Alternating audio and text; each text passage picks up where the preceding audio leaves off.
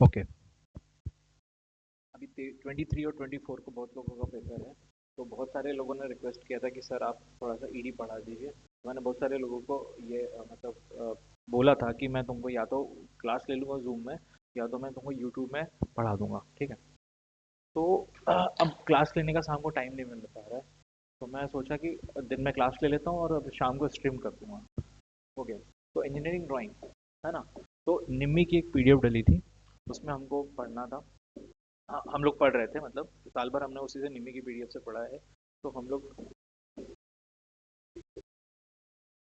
Engineering drawing पढ़ेंगे first year की, ठीक है, ऑल ट्रेड्स की। तो हम लोग थोड़ा रिवाइज कर लेते हैं। मैं मेन मेन चीज़ें तुमको बता देता हूँ ताकि तुमको एक पर्टिकुलर याद रहे कि हमने क्या पढ़ा था, और जिसको थोड़ा सा लग रहा है कि यार थोड़ी दिक्कत है मेरे साथ में, तो उसको भी थोड़ा फ़ायदा हो जाएगा कि आपको सिर्फ पर्टिकुलर पर्टिकुलर चीज़ें ही देखनी, ज़्यादा उसमें देख मतलब देख सकते हैं।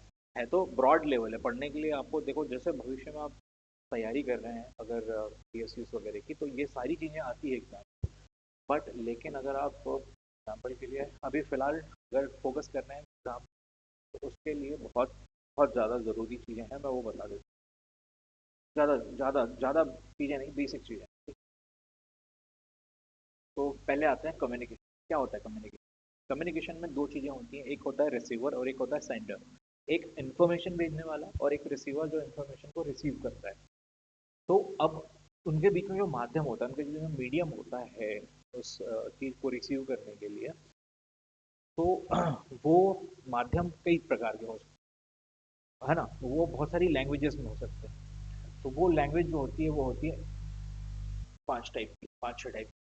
पहले होती है साइन लैंग्वेजेस। साइन लैंग्वेज मतलब आप हाथ के इशारों से करके बता सकते हैं, जो कि अभी के टाइम में बहुत सारे ऐसे मुख बधिर लोग होते हैं जो कि साइन लैंग्वेजेस का उपयोग करते हैं। ग्राफिकल लैंग्वेजेस, पहले के ज़माने में जो आदि मानव होते थे, वो लोग चित्र बनाकर अपनी इंफॉर्मेशन शेयर करते थे, दूसरों को बताते थे चित्र बनाकर, ठीक है। तो वो उसको हम बोलते हैं ग्राफिकल लैंग्वेज। अभी भी हम लोग करते हैं। जो ड्राफ्टमैन होता है, वो अगर इंजीनियर, जो मैन्युफैक्चरर होता है या इंजीनियर होता है, उसको अगर अपनी इन्फॉर्मेशन शेयर करना है, अपने ड्राइंग्स के बारे में इन्फॉर्मेशन देना है, तो वो ग्राफिकल लैंग्वेज का उपयोग करते हैं। रिटन लैंग्वेज, हम जो लिखते हैं ब्राह्मी लिपि में, बहुत सारी दुनिया में और भी बहुत सारी लिपियाँ होती हैं, हम लिख कर किसी को खत भेज रहे हैं, तो हमारी रिटन लैंग्वेज होती है। अगली होती है वोकल लैंग्वेज, बोल के हम इन्फॉर्मेशन दे रहे हो। फिर कंप्यूटर लैंग्वेज है ना, बाइनरी लैंग्वेज होती है 0 1, वो कंप्यूटर लैंग्वेज होती है। Vocal language with alphabet, without alphabet. With alphabet मतलब जो भी हम बोल रहे हैं, जो मैं अभी बोल रहा हूँ, वो अल्फ़ाबेटिकल लैंग्वेज है। जो मैं कह रहा हूँ वो अल्फ़ाबेटिकल लैंग्वेज है। और विदाउट अल्फ़ाबेट मतलब मैं हूँ, हाँ, ये जो साइन यूज़ करता हूँ वो विदाउट अल्फ़ाबेट हो गया। ग्राफिकल लैंग्वेज में दो टाइप के ग्राफ्स होते हैं, इंजीनियरिंग ड्राइंग और मॉडर्न आर्ट। इंजीनियरिंग ड्राइंग जिसमें सारी चीज़ें स्केलिंग के थ्रू होती है, स्केलिंग होती है, मतलब ये 10 mm होगा या 15 mm होगा या 12 mm होगा, इस टाइप की पूरी स्केलिंग फिक्स्ड होती है। यहाँ लाइट का थोड़ा इशू है तो मैं सही नहीं दिख रहा होगा, लेकिन आपके पीछे जो है, जो पढ़ने वाली इंपॉर्टेंट चीज़ है वो दिख रही होगी, ठीक। ओके, कोई दिक्कत? मेरे को भूल जाओ आप, ये जो है ये इंपॉर्टेंट ज़्यादा है, ठीक है। तो इंजीनियरिंग ड्राइंग। मॉडर्न आर्ट में नॉर्मल ऑयल पेंटिंग और वाटर पेंटिंग नॉर्मल चीज़ें होती हैं, और भी बहुत सारे प्रकार होते हैं, लेकिन हमको ज़्यादा पढ़ना नहीं है, सिर्फ समझना है। इसको ये आता नहीं है, बस सिर्फ समझना है। अगली चीज़ें हैं टेक्निकल ड्राइंग। हम जो पढ़ने वाले हैं वो इंजीनियरिंग ड्राइंग का पार्ट है। हम जो पढ़ने वाले हैं वो इंजीनियरिंग ड्राइंग का पार्ट है। अब इंजीनियरिंग के बहुत सारे टाइप्स हो गए हैं। तो ड्राइंग्स भी बहुत अलग अलग टाइप की हो गई, जैसे बिल्डिंग कंस्ट्रक्शन के लिए अलग कुछ ड्राइंग्स हो गई, आर्किटेक्चरल ड्राइंग हो गई है। फ्रंट जो बिल्डिंग होती है उसकी एक अलग ड्राइंग होती है ना। उसके बाद में मशीन कंपोनेंट जो बनाते हैं उसकी एक अलग ड्राइंग्स होती है, इलेक्ट्रिकल कंपोनेंट्स की अलग ड्राइंग्स होती है, इलेक्ट्रॉनिक्स की अलग ड्राइंग्स होती हैं। ये तो इंजीनियरिंग ड्राइंग में पांच टाइप की ड्राइंग, चार टाइप की ड्राइंग हो गई। मैकेनिकल इंजीनियरिंग ड्राइंग, जो हम मशीन्स वगैरह की पढ़ते हैं, लेथ मशीन्स की पढ़ते हैं, इंजन्स की पढ़ते हैं, है ना, diesel mechanic, motor mechanic, fitter Turner, machinist वाले जितने भी ड्राइंग्स पढ़ते हैं। इलेक्ट्रिकल इंजीनियरिंग ड्राइंग जो इलेक्ट्रिकल सर्किट्स होती हैं या इलेक्ट्रॉनिक सर्किट्स जो होती है ना, जो ब्रेड बोर्ड होता है आपका, ग्रीन कलर का ब्रेड बोर्ड होता है, उसमें आप लोग बहुत सारे डायोड, ट्रायोड, ट्रांजिस्टर आप लोग यूज़ करते हैं, ठीक है। उसके बाद में सिविल इंजीनियरिंग ड्राइंग्स, मतलब सिविल इंजीनियरिंग ड्राइंग्स भी दो टाइप की होती है। एक आप जो बिल्डिंग बनाने वाले हो उसकी रूपरेखा, प्लस उस बिल्डिंग के सामने से जो दिखता है उसका वो आर्किटेक्चरल ड्राइंग। ठीक है, तो ये हो गया आपका सिविल इंजीनियरिंग ड्राइंग। ये हो गया आपका इलेक्ट्रिकल ड्राइंग। इलेक्ट्रिकल ड्राइंग हो गई, कहाँ बल्ब लगना है, कहाँ स्विच लगना है। ठीक है, आपकी सिविल इंजीनियरिंग ड्राइंग है ना, किसमें किधर क्या रूम, कौन सा रूम क्या होगा वो। ये हो गई आपकी मैकेनिकल ड्राइंग, कौन सा मशीन का कोई मशीन पार्ट है ये मान लो जिन पे लगना है, तो ये हो गई आपकी मैकेनिकल ड्राइंग। ठीक है, अब इसमें क्या डायमेंशन है, इसमें डायमेंशन 16, 28, 36, तो इसलिए ये इंजीनियरिंग ड्राइंग बोलेंगे हम। लेकिन मॉडर्न आर्ट वाली जो ड्राइंग होती है उसमें कोई डायमेंशन नहीं होता, वो एक बेसिक बनाई जाती है। उसके बाद आते हैं हम कन्वेंशन। ड्राइंग में कन्वेंशन के बहुत सारे उपयोग होते हैं। जैसे हम लोग वहाँ लिखते नहीं है, मटेरियल के बारे में डिस्क्राइब नहीं कर पाते हैं, तो हम क्या करते हैं उनको एक सिंपल डिस्क्रिप्शन के थ्रू दिखा देते हैं या सिंपल साइंस के थ्रू दिखा देते हैं। तो साइंस मतलब निशान। ठीक है, ऐसा बोलिए। तो मेटल को दिखाने के लिए ये सवाल आते हैं, ये सारे सवाल आए हुए हैं, आते हैं कि मेटल का साइन कौन सा होता है या ग्लास का साइन कौन सा होता है। तो ये ग्लास का साइन है, ये मेटल में स्टील, कास्ट आयरन, कॉपर और उसके जो एलॉय होते हैं, एल्यूमिनियम का साइन होता है। ये जो होता है लेड, जिंक, टिन और वाइट मेटल का साइन होता है, ये ग्लास का साइन होता है। ठीक है, ये पार्सिलॉन, स्टोनवेयर और मार्बल के साइन ये होते हैं, ये वाला। ओके, एस्बेस्टर इंसुलेटिंग मटेरियल है। इंसुलेटिंग मटेरियल मतलब जो इंसुलेटर हम लोग यूज करते हैं, इंसुलेट, जैसे इंसुलेटर का मतलब क्या होता है कि जो तार होता है, बिजली का जो तार होता है उसके ऊपर प्लास्टिक का इंसुलेटर लगा होता है। प्लास्टिक नहीं, मतलब उसको एक एक टाइप का, मैं नाम भाषा में प्लास्टिक बोल रहा हूँ ताकि बाकी लोग भी समझ पाए। ठीक है, होता है वो रबर का है ना। फिर लिक्विड को दर्शाने के लिए वाटर, ऑयल, पेट्रोल, कैरोसिन को दर्शाने के लिए ये होता है। वुड को दर्शाने के लिए इस टाइप का साइन होता है ना। कंक्रीट को दर्शाने के लिए इस टाइप का साइन होता है, इसी कंक्रीट को दर्शाता है। ये वुड, प्लाईवुड को दर्शाने के लिए ये वाला साइन होता है। तो ये साइंस आपको क्या करना है, एक बार बना के देखना है कॉपी में, रफ कॉपी में। ठीक है, अगला आते हैं अपन लोग इंस्ट्रूमेंट्स पे। क्या होते हैं ड्राइंग इंस्ट्रूमेंट्स। ड्राइंग इंस्ट्रूमेंट बहुत सारे होते हैं, बहुत सारे टाइप के होते हैं, तो मैं आपको सीधे इंस्ट्रूमेंट पे ले चलता हूँ। ड्राइंग शीट उसके बाद में पढ़ेंगे। तो ड्राइंग इंस्ट्रूमेंट में सबसे पहला होता है ड्राइंग बोर्ड। मैं थोड़ा देख लूँ, हाँ ठीक है। फिर उसका ड्राइंग शीट हम बाद में पढ़ते हैं, पहले देख लें ड्राइंग बोर्ड। ड्राइंग बोर्ड क्या होती है। Drawing board is one of the main item of equipment for draftsman. It is used for supporting the drawing paper, tracing paper or making a drawing. देखो ड्राइंग बोर्ड क्या होता है, ये होता है हमारा ड्राइंग बोर्ड। ये है हमारा ड्राइंग बोर्ड। ठीक है, इसके ऊपर जो लगा हुआ है ये है आपका मिनी ड्राफ्टर। ये होता है आपका ड्राइंग बोर्ड। ये ड्राइंग बोर्ड, ये ड्राइंग बोर्ड जो होता है वो अलग अलग साइज का होता है। ओके, इसका उपयोग क्या होता है बेसिकली, हम ड्राइंग बोर्ड के ऊपर पेपर को रखकर ड्राइंग बनाते हैं या ड्राइंग की कॉपी करते हैं पेपर के ऊपर, ट्रेसिंग पेपर को रखते हैं। अब ट्रेसिंग पेपर मैं बता चुका हूँ, ट्रेसिंग पेपर एक पारदर्शी पेपर होता है ना, कॉपी के लिए बटर पेपर जिसको बोलते हैं। एग्जैक्टली, हाँ। ओके, और कुछ सारी चीज़ें का, हाँ ओके ओके, एक चीज़, एक सवाल आता है। They prevent wrapping at the same time, permit expansion in the concept. Okay ठीक है, देखो ये जो स्ट्रिप्स होती हैं, ये जो पट्टियाँ होती हैं, देखो ये 1 2 3 4 ये 5 6 टाइप की पट्टियाँ होती हैं, उनके बीच में गैप रखा जाता है। ये गैप क्यों रखते हैं, है ना। तो वैसे तो ऑप्शन में आंसर रहते हैं, इसके ऑप्शन में आंसर रहते हैं, इसलिए कि क्योंकि बारिश के मौसम में या नमी वाले मौसम में जब क्या होता है ना कि लकड़ी फूल जाती है, लकड़ी फूल जाती है, तो फूलने के बाद में उनके बीच में जो गैप भर जाता है, तो उससे क्या होता है कि लकड़ी हमारी ऐसी ऐसी अलग अलग आड़ी टेढ़ी शेप नहीं ले पाती, स्ट्रेट रहती है, क्योंकि हमको तब भी यूज़ करना होता है ड्राइंग बनाने के लिए। ठीक है, ये आपका ड्राइंग बोर्ड हो गया। कभी कभी क्या होता है ड्राइंग बोर्ड का चित्र दे देता है और उसमें एक निशान करके एक्स बना देता है, बोलता है पहचान एक्स मीन्स क्या, है ना। तो आपको याद रखना है, ये हो गई आपकी पट्टियाँ जिसको हम स्ट्रिप्स बोलते हैं। ये होता है बैटन्स, ये जो दो लंबी लंबी पट्टियाँ दिख रही हैं, है ना, जो इनको सपोर्ट करके रखी हुई हैं, स्क्रू, स्क्रू के थ्रू बंधी हुई हैं, इसको बोलते हैं हम बैटन। और ये बाजू में जो है पट्टी, जो एक सिंगल पट्टी लगी होती है, ये इबनी या वर्किंग एज बोलते हैं। इसमें क्या होता है कि आपका जो टी स्क्वायर होता है, आपका जो जो टी स्क्वायर है ये आपका स्लाइड करता है, आपका जो टी स्क्वायर है ये आपका स्लाइड करता है। इसका जो टी स्क्वायर का जो एज है, ये वाला, ये जो एज है ये स्लाइड करता है, ऐसे स्लाइड करता है। ठीक है, तो इसलिए यहाँ पर हम लोग क्या करते हैं, ये बना होता है इबनी लकड़ी, इबोनी लकड़ी का। ठीक है, ये इबनी एज, ये आपके साइज हो गए। साइज 4 टाइप के हो गए। D0 ये इसके नाम हो, D0 D1, मैं बड़ा कर देता हूँ, ये हो गया D0 D1 D2 D3। ठीक है, ये 4 टाइप के साइज होते हैं। अब इसको याद करने का मैंने आपको तरीका बताया था। क्या तरीका होता है? ये हो गया आपका D0, ये हो गया D1 D2 और ये D3। तो मैंने बताया था आपको कि पहले वाले का जो दूसरे वाले की अगर जो लंबाई होती है वो पहले वाले के चौड़ाई के बराबर होती है, और जो दूसरे वाले की चौड़ाई होती है वो पहले वाले के लंबाई के आधी होती है। ये एक ट्रिक था याद करने का। तो दूसरे वाले की लंबाई मतलब 1000 वो पहले वाले के चौड़ाई के बराबर, और दूसरे वाले की जो चौड़ाई है वो पहले वाले के लंबाई के आधे।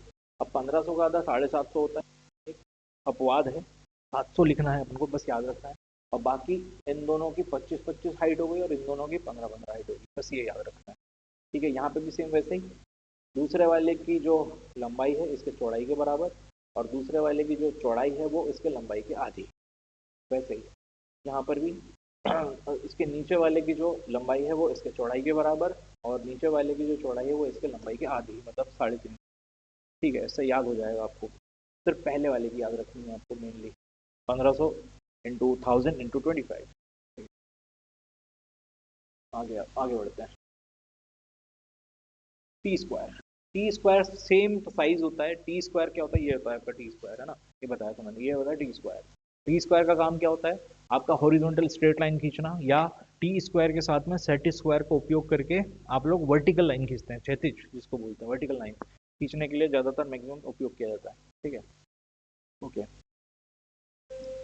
अब आते हैं टी स्क्वायर। टी स्क्वायर का वही साइज होता है। टी स्क्वायर के कंपोनेंट पहले याद रख लो, इसका कभी एक दो बार डायग्राम आया है और ऐसे करके एक्स लिख के पूछा है कि ये क्या है। तो ये है आपका ब्लेड, ये हो गया आपका स्टॉक, ये हो गया वर्किंग एज। ये जो लंबा ये जो ये जो लंबा है ये है आपका वर्किंग एज। ठीक है, ये हो गया आपका स्टॉक, और ये हो गया आपका ब्लेड, ये पूरा का पूरा ब्लेड हो गया। इस ब्लेड का जो ये ऊपर वाला हिस्सा है, ये ऊपर वाला हिस्सा ये आपका वर्किंग एज हो गया, और ये जो खड़ा है ये स्टॉक हो गया। ये स्लाइड करता है ड्राइंग बोर्ड पर, ठीक है, ड्राइंग बोर्ड पर स्लाइड करेगा ये। Okay, next.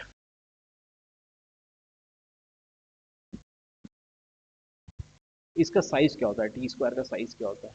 टी स्क्वायर का वही साइज होता है जो ड्राइंग बोर्ड का साइज होगा। ठीक है, 1500, 1000, 700 और 500, ये मैंने चार देखो, 1500, 1000, 700 और 500। ड्राइंग बोर्ड का जो लेंथ होगा वही इसका वर्किंग एज का लेंथ होगा, और टी स्क्वायर का वर्किंग एज का मतलब उसका साइज, टी स्क्वायर का साइज, वर्किंग एज का साइज वही उसका टी स्क्वायर का साइज। ठीक है, टी स्क्वायर के वर्किंग एज का साइज ही टी स्क्वायर का साइज होता है।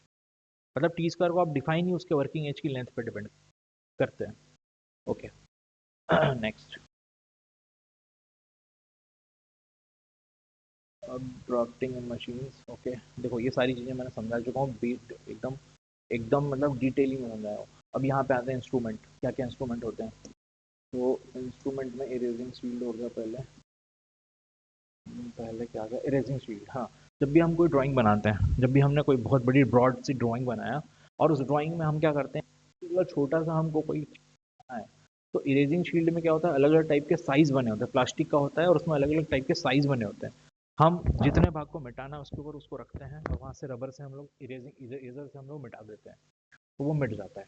ठीक है, उसका होता है, उसका उसको बोलते हैं हम लोग इरेजिंग शील्ड। इसमें कुछ आता नहीं है पर फिर भी मैंने रिकॉल कर दिया। सेट स्क्वायर, सेट स्क्वायर में सबसे इंपॉर्टेंट ये होता है कि सेट स्क्वायर की लेंथ कितने से कितने के बीच की होती है। तो सेट स्क्वायर की लेंथ हमेशा 250 मीटर लंबी होती है ना, 200 से 250 मीटर की लंबाई की होती है, 200 से 250 मीटर लंबी होती है सेट स्क्वायर। सेट स्क्वायर क्या होता है बता दो। स्क्वायर, सेट स्क्वायर दो सेट में आते हैं, 45 45 90 डिग्री का एक, और 30 60 90 डिग्री का एक। ठीक है, इसकी लेंथ जो होती है 200 से 250 mm के बीच होती है, 200 से 250 mm के बीच होती है। ये सबसे इंपॉर्टेंट क्वेश्चन है, ये आता है आएगा। ठीक है, अगला आता है स्केल। स्केल कितने लंबे होते हैं? 300 mm, 300 स्केल, जैसे कभी क्वेश्चन में आया तो आप या तो 300 mm लिखो या तो 600 mm लिखो। आजकल अब 1200 mm भी हम लोग इंजीनियरिंग में यूज करने लगते हैं। अब अक्सर चौड़ाई पूछ लेता है ना, तो चौड़ाई आपकी होती है इसकी 3.5 mm, 3 पॉइंट मतलब 35 mm, सॉरी 35 mm होती है इसकी, 35 mm चौड़ाई, ठीक है। अरे मतलब ये तो ये है, तो ये इसकी चौड़ाई, ये इसकी लंबाई। अगला, नेक्स्ट, प्रोटेक्टर। प्रोटेक्टर मतलब होता है चांदा। ये होता है 0 से 180 डिग्री, ठीक है। इसके इसके सहायता से हम लोग क्या करते हैं, एंगल्स बनाते हैं। क्या बनाते हैं, एंगल्स बनाते हैं। बेस लाइन को प्रोटेक्टर की बेस लाइन से हम बनाते हैं, और जिस पॉइंट से हमको बनाना है उस पर हम जीरो रखते हैं, ठीक है। ये इसके डेफिनेशन है, जिस पॉइंट से हमको बनाना है उस पर हम जीरो रखते हैं, और जितना हमको स्केल, जितना हमको एंगल बनाना है उस पर हम पॉइंट बनाते हैं और उसको हम मिला देते हैं, ठीक है। फ्रेंच कर्व, देखो बहुत सारे ऐसे कर्व्स होते हैं जिसको हम फ्री हैंड से नहीं बना सकते, गलत हो जाता है, ठीक है। या हम उससे डिवाइडर का उपयोग नहीं कर सकते, तो उसको बनाने के लिए हमको फ्रेंच कर्व का उपयोग करना पड़ता है। 3-4 टाइप के अलग अलग कर्व्स बने होते हैं, जैसे ये 4-5 टाइप के अलग अलग कर्व्स हैं, इनको हम अलग अलग जगहों पर यूज़ करने के लिए हम इन कर्व्स का उपयोग किया जाता है। मैंने आपको क्लास में दिखाया था, मेरे पास रखे हुए हैं।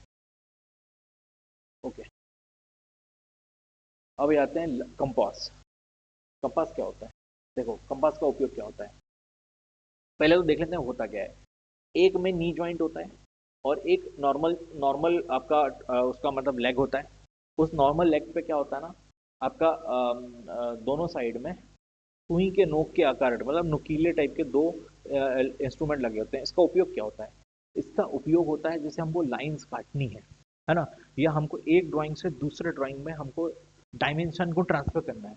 हमें नहीं पता 3.75 की कोई लाइन है, 3.758 की कोई लाइन है, उसका सेम टू सेम हमको इधर बनाना है।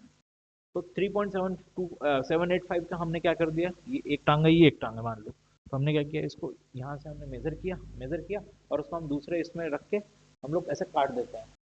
तो इस पर रख के हम लोग क्या कर देते हैं, काट देते हैं, ठीक है।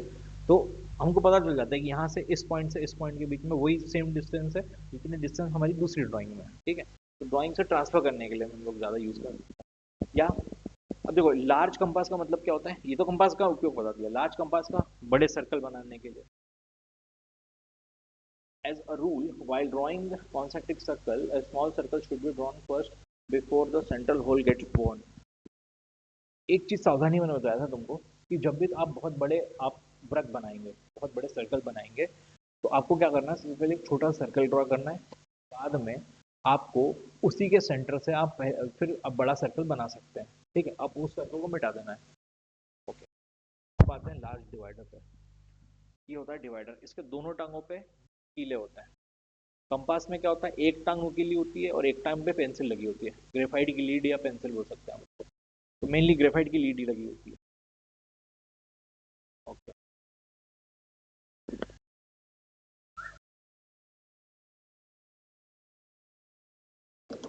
कॉल आ गया था। ओके, तो ओके, ये अलग अलग टाइप के कंपास है, इसमें अलग अलग टाइप के कंपास है। वो इंस्ट्रूमेंट है ना, मैं कहाँ गया,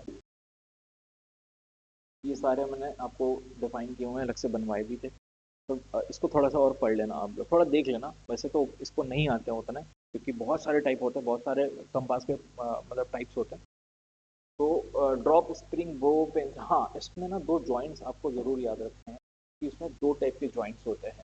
एक ये जो है इसको बोला जाता है फर्म जॉइंट, और ये जो है इसको बोला जाता है स्प्रिंग जॉइंट, ठीक है। ये दो चीज़ें आप याद रखना, बहुत इंपॉर्टेंट है, ये आते हैं।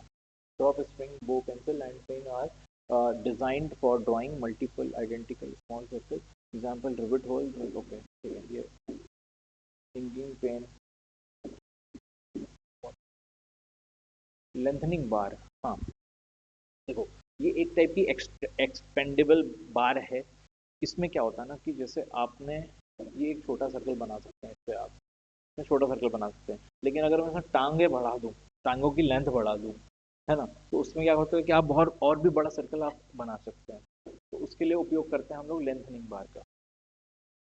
ओके, ये हो गया आपका स्क्रू ड्राइवर।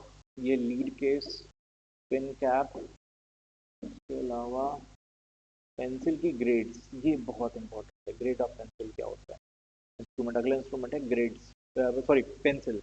अब पेंसिल क्या होता है, पेंसिल एक ऐसी मतलब एक माध्यम होती है जिसकी सहायता से आप क्या करते हैं, ड्रॉ करते हैं। पेंसिल में क्या होता है, पेंसिल बना होता है आपका ग्रेफाइट का और केओलाइन मिट्टी का। जितनी ज़्यादा केवलाइन की मात्रा होती है पेंसिल में उतनी ज़्यादा पेंसिल हार्ड होती है।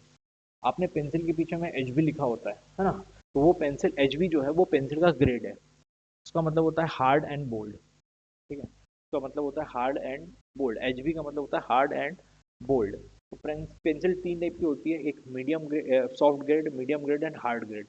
Hard grade, medium grade, soft grade, है ना, कहीं से भी आप जैसे भी आपने लिखा हो।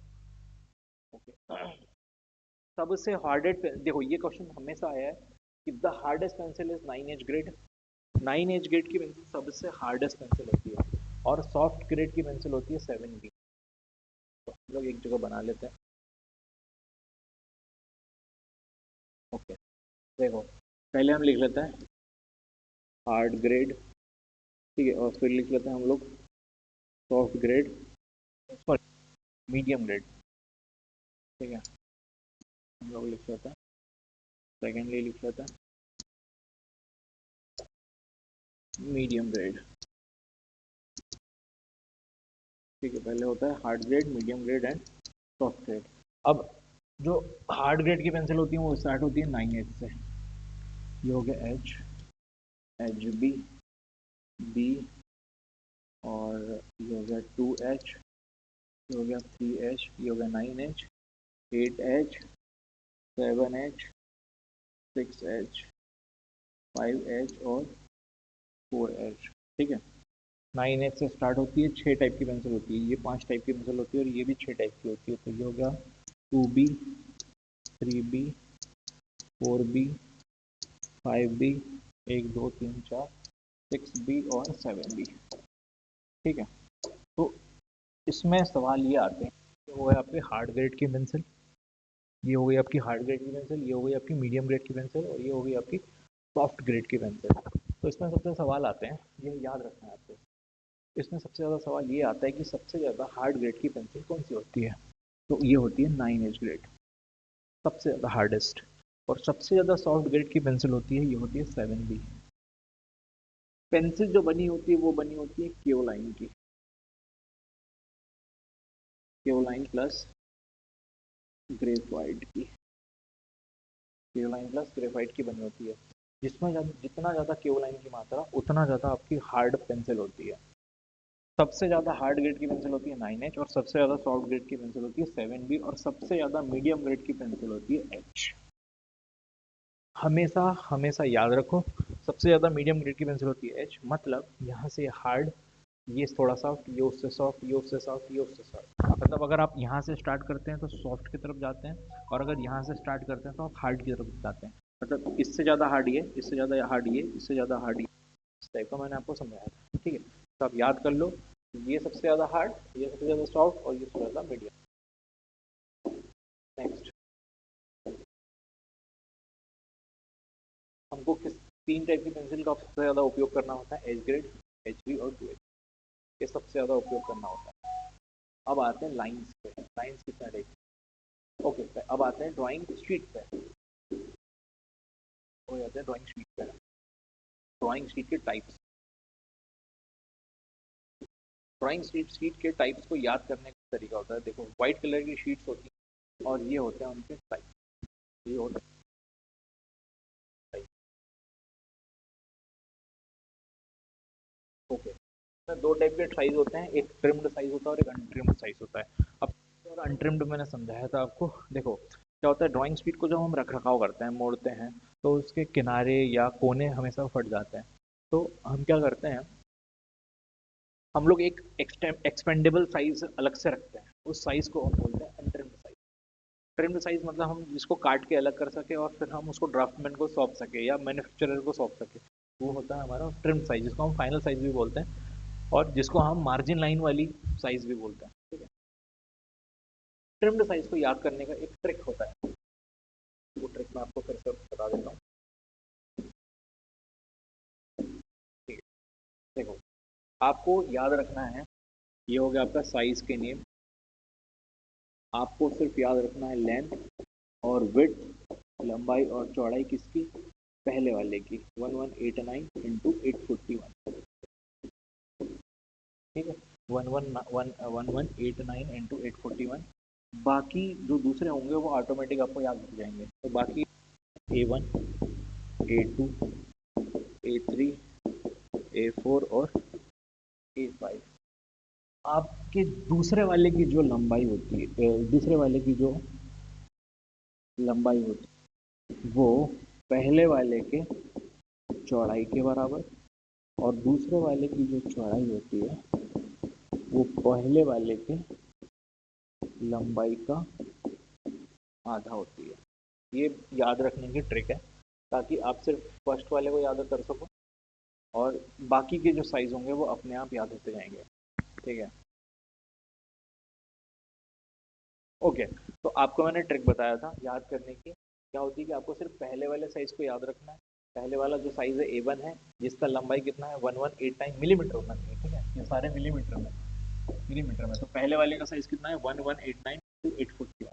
ठीक है, बाद के ऑटोमेटिक याद हो जाएंगे। ठीक है, तो दूसरे वाले की जो लंबाई है पहले पहले वाले के चौड़ाई के बराबर, मतलब कितना 841, 841 है इसका, इसका भी 841 इंटू 841 इंटू इसकी जो चौड़ाई होगी 1189 का आधा। तो 1189 का आधा कितना होता है,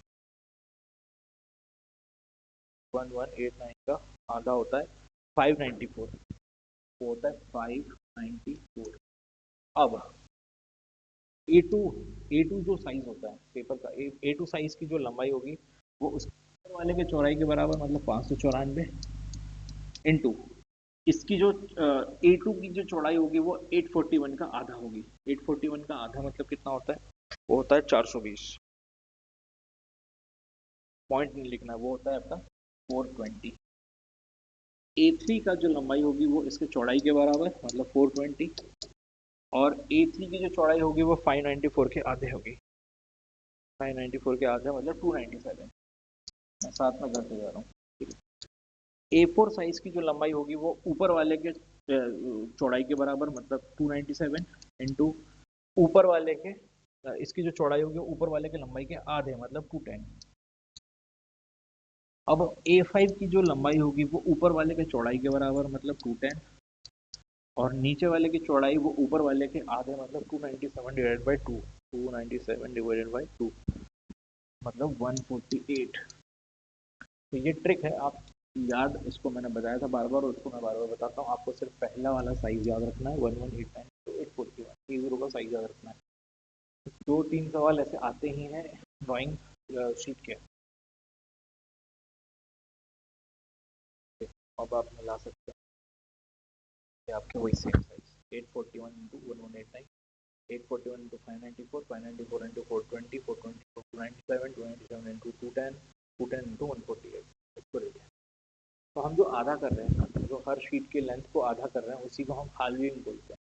हम शीट को आधा करते जा रहे हैं, मोड़ते जा रहे हैं, मतलब है ना, हाफ हाफ करते जा रहे हैं, उसको बोलते हैं, उसको बोलते हैं, क्या बोलते हैं उसको, उसको बोलते हैं हाल्विंग मेथड, उसको बोलते हैं हाल्विंग मेथड। ठीक है, हाफ कर रहे हैं कहने का मतलब। तो देखो, अब क्षेत्रफल क्या होता है, लंबाई गुणा चौड़ाई।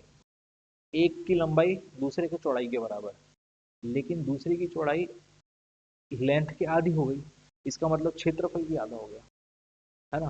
तो ये ये वो चीज़ है।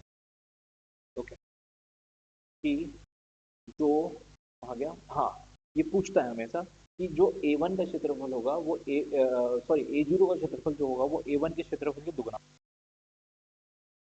ठीक है, या A1 का क्षेत्रफल A2 के क्षेत्रफल से दुगना, A2 के क्षेत्रफल A3 के क्षेत्रफल से दुगना, मतलब नीचे वाले के क्षेत्रफल से हमेशा दुगना होगा ऊपर वाले का क्षेत्रफल, एरिया जिसको बोलते हैं। ओके, ये हो गई एक एक चीज। दूसरी चीज आती है इसके लंबाई और चौड़ाई का अनुपात। ठीक है, तो कोई भी अगर ड्राइंग शीट है, ये हमेशा पूछा है सवाल कि कोई भी अगर, यदि कोई एक ड्राइंग शीट है, मान लो ये एक हमारी ड्राइंग शीट है, ये हमारी एक ड्राइंग शीट है। ठीक है, तो इसकी जो लेंथ होती है, इसकी जो लेंथ होती है और इसकी जो विड्थ होती है, उनके बीच में एक अनुपात होता है पर्टिकुलर। वो अनुपात कितना होता है, वो अनुपात क्या होता है, तो विड्थ अनुपात लेंथ का अनुपात होता है 1/√2। √2 मतलब 1.414। ठीक है, तो ये हमेशा सवाल आता है। इसको याद रखना है, लंबाई और चौड़ाई। सिंगल सीट का कंपैरिजन कर रहे हैं, अभी हम दो सीट का कंपैरिजन कर रहे थे क्षेत्रफल के बीच में, और ये अभी लंबाई चौड़ाई के क्षेत्रफल, सॉरी लेंथ लेंथ में, ठीक है। अब आती है फोल्डिंग की मेथड। A0 साइज की जो होती है उसको हम फोल्ड करते हैं,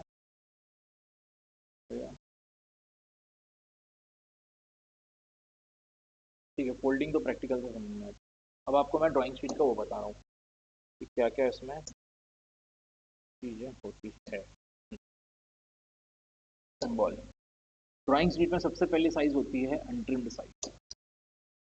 सबसे पहला साइज होता है ड्राइंग शीट का, ये हो गया आपका अनट्रिम्ड साइज, जिसको हम काट के अलग कर देते हैं। दूसरा साइज होता है आपका मार्जिन,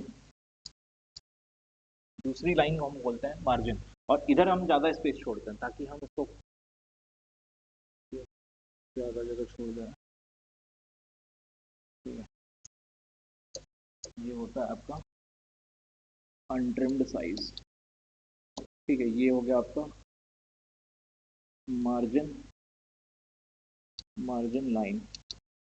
ये जो पट्टी बनी है, ये पट्टी होती है आपकी मार्जिन, पट्टी जो होती है ये होती है मार्जिन। अनट्रिम्ड और मार्जिन लाइन के बीच में जो पट्टी बन रही है वो हो जाती है आपकी मार्जिन, ठीक है। उसके बाद में ये होती है 5 से 10 mm के बीच में। उसके बाद में हम आते हैं बॉर्डर पे। तो जो बॉर्डर लाइन जो बनाई जाती है वो हम लोग लेफ्ट साइड में हमेशा ज़्यादा जगह छोड़ते हैं, जो कि होती है 10 से 25 mm के बीच में, और जो बाकी की जगहों पे होती हैं 5 से 20 mm के बीच में। ये जो पट्टी की चौड़ाई होती है इस साइड में, तीनों साइड में, इस साइड ज़्यादा क्यों रखते हैं, क्योंकि फाइलिंग और बाइंडिंग करने के लिए। और इसमें बीच की मिनिमम लेंथ कितनी होती है, तो अपना वो होती है 10 से 25 के बीच में, और इसकी मिनिमम पट्टी की लेंथ कितनी होती है 5 से 10 mm के बीच में। इसको मैं दूसरे कलर से बनाता हूँ, ये बना दिया,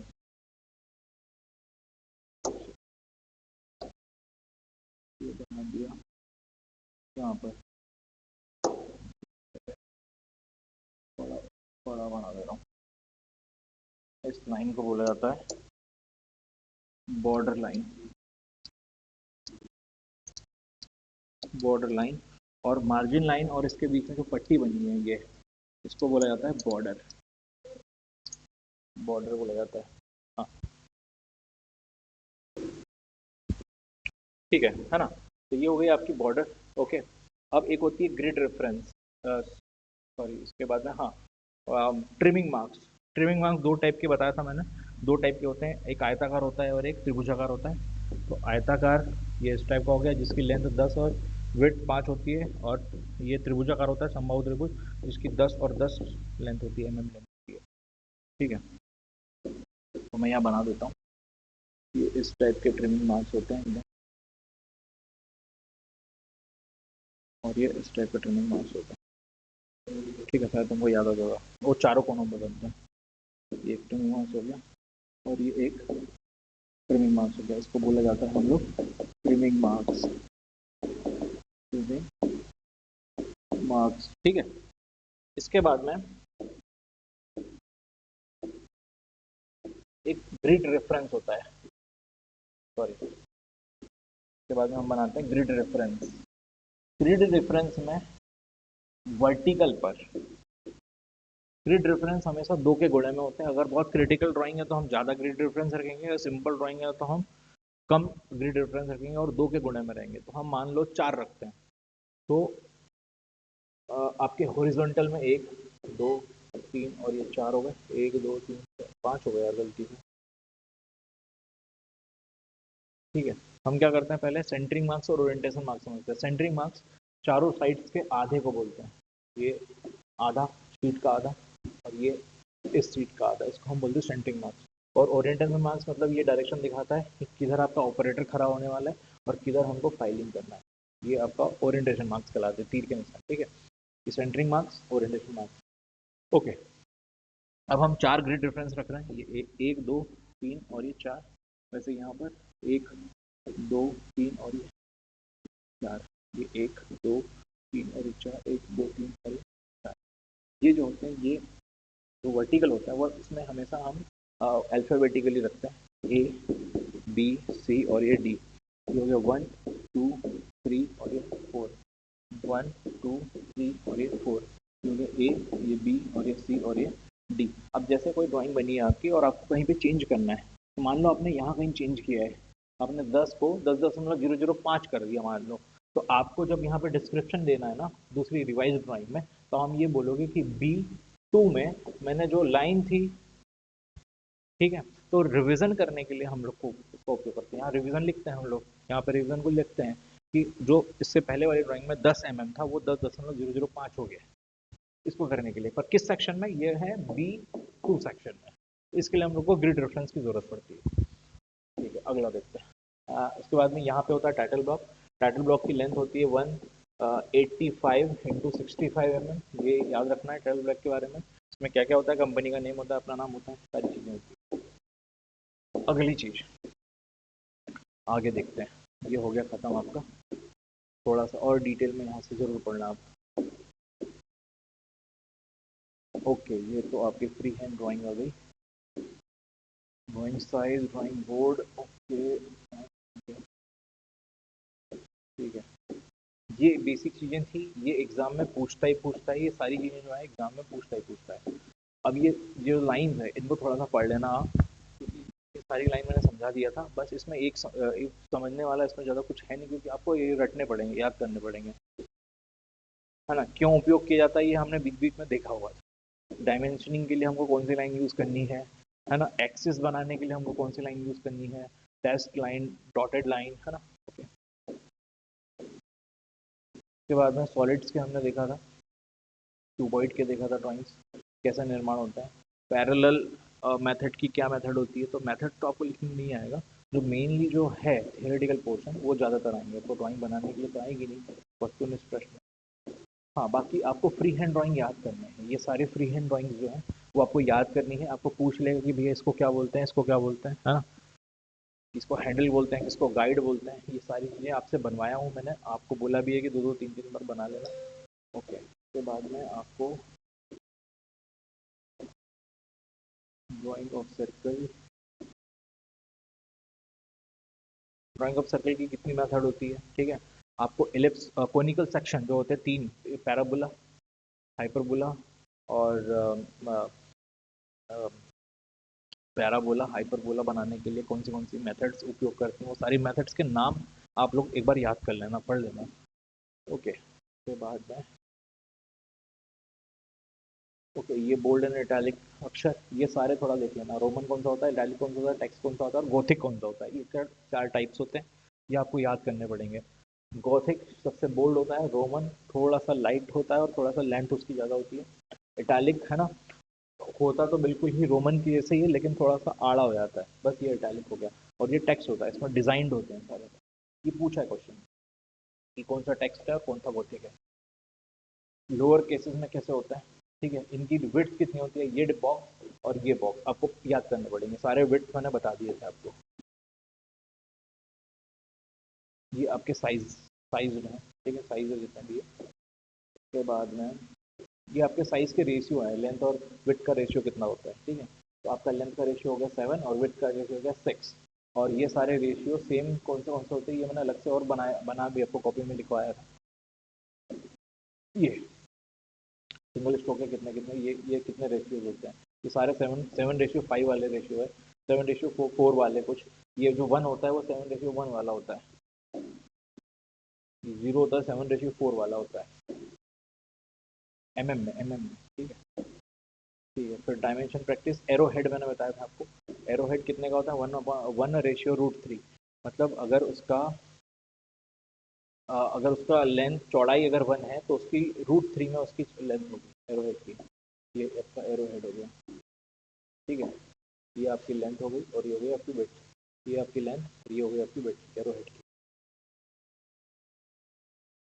तो आगे बताने लायक कुछ है नहीं है। ये सिंबल फिल्टर वालों को भी उतना ही याद करने जितना इलेक्ट्रिशियन वालों को। तो ये डीसी, एसी, पॉजिटिव, नेगेटिव के जितने भी सिंबल्स है, signal phases, three phases, AC, DC, three phases, earth, okay, alternator, generator, DC motor, ये मैंने जितने भी 18 और भी बहुत सारे लिखा है, कम से कम 50 इंपॉर्टेंट मैंने 75 कर करीब करवा दिए थे। सारे आप एक बार बना के देख लेना तो आपको दिक्कत नहीं जाएगी। Okay, electrical circuit diagram board बाद में, ठीक है, एंडिंग में आ गया अपन।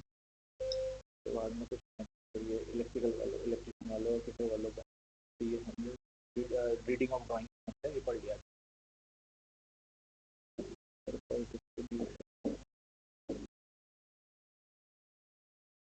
ठीक है, तो इसमें आपको कुछ नहीं, बेसिक आपको सर्किट्स वगैरह सेकेंड ईयर में आप जगह से पढ़ना है।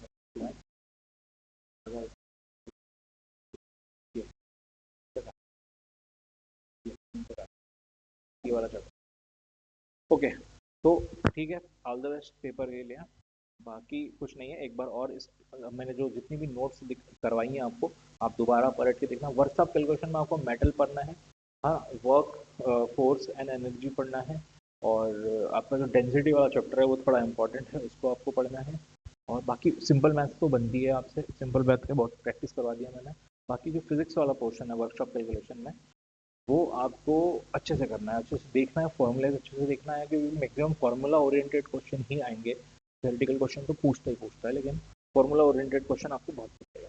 ठीक है, तो ठीक है फिर मैं एग्ज़ाम के बाद में फिर आप लोग बताइएगा कि कैसा क्या पेपर आया है। ऑल द बेस्ट पेपर के लिए सबको। ओके।